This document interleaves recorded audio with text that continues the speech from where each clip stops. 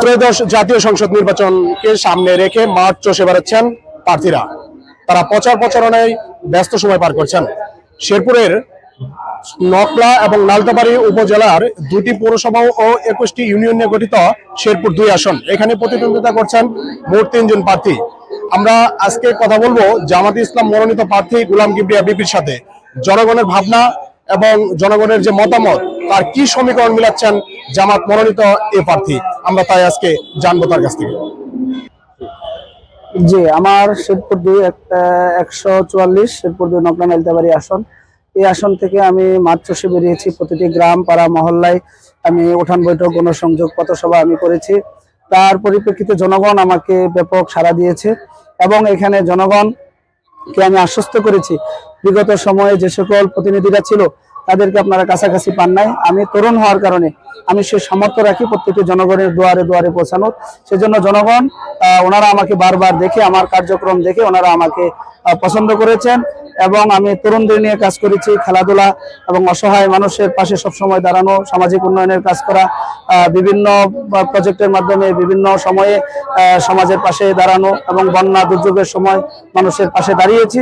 সেজন্য জনগণ আমাকে ব্যাপক সাড়া দিয়েছে।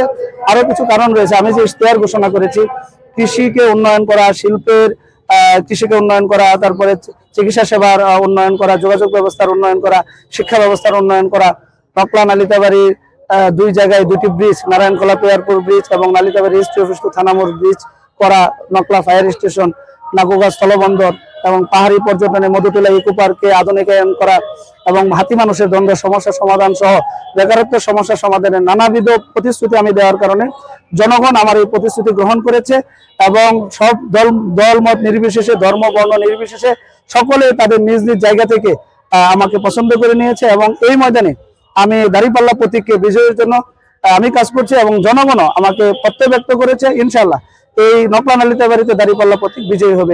প্রচারণার ক্ষেত্রে আপনি কোনো প্রকার বাধা বিপত্তির সম্মুখীন হয়েছেন কিনা? প্রচারণার ক্ষেত্রে বাধা বিপত্তির সম্মুখীন কিছুটা হয়েছে। আপনি জানেন যে 8 নং চরষ্টদর ইউনিয়নের 4 নম্বর ওয়ার্ডে আমার একটি পথসভা ছিল।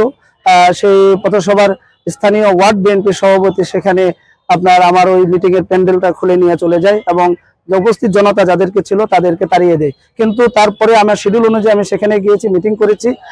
তার পরিপ্রেক্ষিতে আমি সেই বিষয়গুলি প্রশাসনকে অবগত করেছি।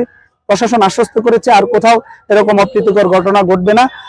সেই ধারাবাহিকতা এখনো পর্যন্ত সেটা চলমান রয়েছে। কিন্তু কিছু কিছু জায়গায় এখনো পর্যন্ত হুমকি দামকি চলমান রয়েছে। যারা ভোট দিতে আগ্রহী তাদেরকে ভোট কেন্দ্রে না যাওয়ার ব্যাপারে উৎসাহ দিচ্ছে, নিরুৎসাহিত করছে এবং তাদেরকে বিভিন্ন ভয়ভীতি দেখানো হচ্ছে। নির্বাচনের পরে ওদের অনেক সমস্যা হবে, তারা সরকার গঠন করবে, তাদের অনেক ক্ষতি হবে, এরকম একটি মত তারা সৃষ্টি করার জন্য চেষ্টা করছে।